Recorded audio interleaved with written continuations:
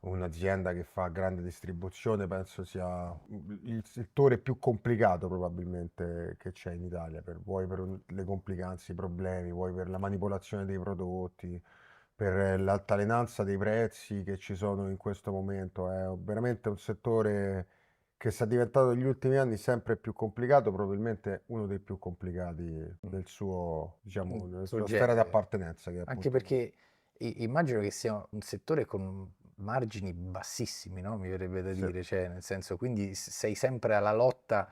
Io parlavo l'altra volta con un amico sempre ristoratore e mi diceva che la differenza nel suo ristorante da fare 20% o fare 0% è un niente. Quindi nel vostro settore il 20% è un sogno, quindi il settore vostro ha dei punti percentuali bassi, no? E quindi bisogna trovare tutte delle trovate intelligenti per riuscire a far bene, credo. assolutamente sì.